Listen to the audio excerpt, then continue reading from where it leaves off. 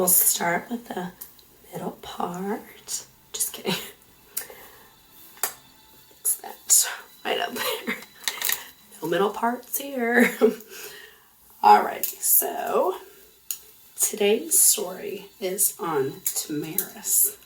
She is just incredible. I can't wait for you guys to hear about this story. So I'm just going to show you kind of quickly what I'm using today. I'm going to be using this Before I Illuminate for a heat protectant spray, and I'm just using a Paul Mitchell flat iron. We're going to be doing flat iron curls. It's one of my most requested hair tutorials by all my clients. So thought I'd figure out I'd start out with the most requested hair tutorial. Not going to really be going along with it. It's more about just having fun and telling a good story. Hope you learned something cool today. Okay, so Tomyris. Tomyris was a Scythian. And Scythian originated in the 9th century BCE. They originated in what is now Iran, and they expanded their empire. So there was a few things that I saw where it was either that they expanded. I mean, there's a lot of different stories of the Scythian Empire, but they were a pretty great empire. Expanded into the Ukraine and Russia, Central Asia, pretty far. The Scythians were pretty crazy, awesome warriors. They were really well known for being horseback warriors, so pretty cool there. But this is about Tomyris. So give you a little background of the Scythian Empire. But her husband had died, and the account of Tomyris is recorded by a few historians. One was Herodotus, which is where I got some of the information of. Herodotus, if you know anything about him, he embellished his stories just a little bit. He liked to do a little, oh my gosh, he liked to give theatrics with his storytelling. Sometimes we do not know if it is actually historically correct or if it's an embellished story, or, you know, it actually was historical facts. The farther we go back, the more gray the stories get, but still a really good story.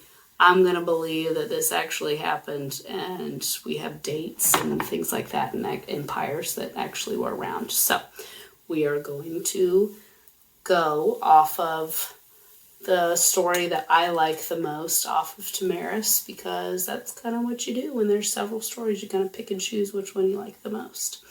So after Tomyris' husband died, she assumed the leadership of the tribes. That was in 530 BC.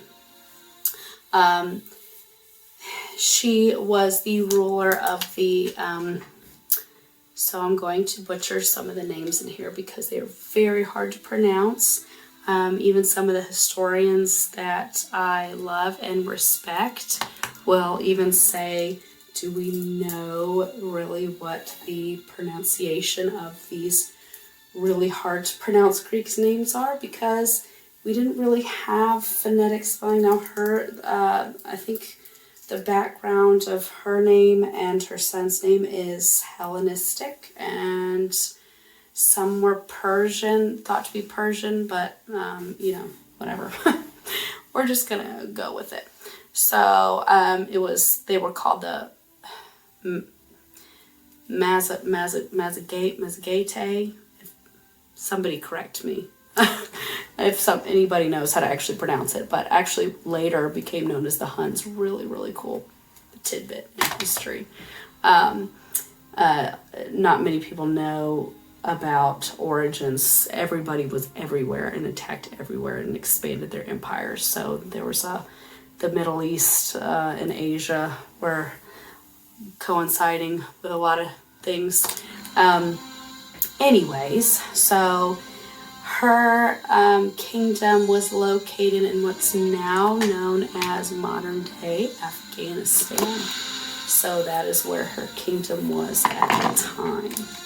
So her son was the head of the army. Now, he has a very, very, very good name. Spargapises, we'll say that. Spargapises, Tomyris' son. Now that's a name, right? So he was the head of her army, and they actually fought battles together. It was pretty cool. There was a lot of female warriors at the time, which is really cool because, you know, a lot of people will be like, oh, women couldn't be warriors, whatever, blah, blah, blah. But that is actually historically inaccurate. There were many female warriors across many, many different times and places, like the Vikings and so on. Anyways, so she was pretty badass. So they fought together. Now, we're going to dive into another character in this story. He's Cyrus the Great. He had taken command of what I'm going to say is the first Persian army, because I cannot pronounce for the life of me, and I'm not even going to try to pronounce what it actually was called, but we'll just say the first Persian Empire. He wanted to expand to the south, which caused some tension with Egypt, because that's what Egypt was. So he needed to beef up his eastern borders. Well, guess who was raising hell at the eastern borders of his empire? The Scythians. So, like any great man at the time, he decided, well, Tomyris was recently widowed, so I'm just going to give her a marriage proposal. So he sent a letter, you know, blah, blah, blah, about how he wanted to marry her. Well, he didn't plan on Tomyris being the strong, badass, independent woman that she was. So Tomyris said, nope, not going to do it. So Tomyris said no, and that really pissed him off. He got really irritated. So he was like, all right, I'm going to start building some stuff, and we're going to have a battle because I need your border. So, in response to all that, this is actually my favorite part, one of my favorite parts of the story, because I just feel like she was such a badass, you know, and whether or not you kind of get the point of what the letter that she sent, it's kind of like a, whatever, what are you doing? Her letter to him said, leave your useless toil of bridge making, let us rest 3 days, march from the riverbank, and you come across with your soldiers, or if you like better, give us a battle on your side and retire yourself. She was just great.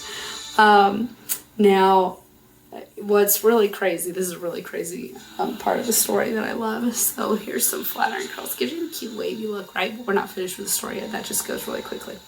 But several years earlier, Cyrus had actually fought against the, again, word it's hard to pronounce, American queen, whatever, and their king.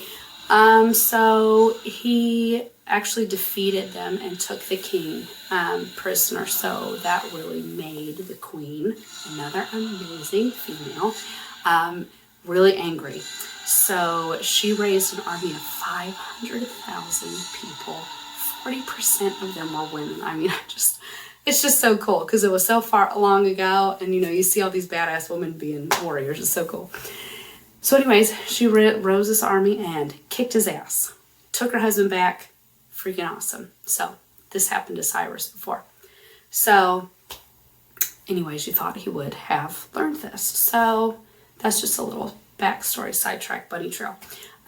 So Cyrus had set up a camp that was kind of like they set it up for the Scythians. They kind of made it look to be unattended and abandoned. They put some alcohol there. And this is something that I wasn't really sure with my research how true it was. It's kind of hard because, again, the farther back you go, things are a little gray. So the army, I guess the Scythians at the time, didn't really know what alcohol was. They didn't know the effects of it, so they drank a lot and they got really drunk. So then the Cyrus's army took advantage of them being intoxicated. So they defeated them and they took Tomyris' son with a really crazy name prisoner. Now, unfortunately, he committed suicide while he was prisoner. So Tomyris got word of this and obviously was very angry. So another battle happened. Now, this is where it gets fun. So there are some stories, like I said, it's a little gray because there's several versions of the story. My favorite version of the story is Tomyris herself beheaded Cyrus the Great. Whether or not that actually happened, we don't know, but that's what I'm going to take from it because I like that version. So she apparently beheaded Cyrus the Great, and this gets a little dark, but I love it because it just shows what an awesome woman she was. So after his death and after she had him beheaded, he actually was also crucified. She shoved his head into a wineskin filled with human blood, and during this whole thing, she was quoted as saying, "I warned you that I would quench your thirst for blood." Freaking badass, right? But after that, Tomyris kind of disappeared. They don't know where she was buried.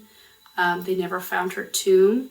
So, not really sure what happened after that, but I don't know. I guess she lived pretty well after how kind of an awesome victor she was. So that's the end of my story today. They're not going to be super long, in depth. I just want to give you some tidbits so that you yourself can, if you're interested, can research too. I'm not going to be a historian here that is going to give you super detailed dates. That bores a lot of people into not making history interesting. I want to tell these stories so people can watch these videos and get excited about it because it's such an important part of anything to learn. You know, we have to learn our history. We have to learn other cultures' history because if we don't, we just will not learn and our perspective will be off. I've learned so much. I'm currently learning about Middle Eastern history, and there's so much that I learned that was so wrong. So I've just have such a love for history, and I just want everybody to just love it too. It's so interesting. And you can hear these really cool stories, you know, and see how amazing, there's some amazing female characters we had back in the day. So thank you so much for watching. Please be nice. This is my first one. They'll get better. Quality will get better as we go on. I'm currently doing this from my iPhone in my bathroom. The lighting's better in here than it is out there. So I think my next one I actually kind of want to look into the story of the woman that defeated Cyrus before. I don't know if this is going to be something that I do timeline wise. I think I'm just going to pick a story. I'm kind of just having fun here. You know, I had this idea and I just went with it. So, you know, you won't start things if you try and make it perfect. So I'm just going to do this and wing it as I go and get better and better each time. Thank you so much. Bye.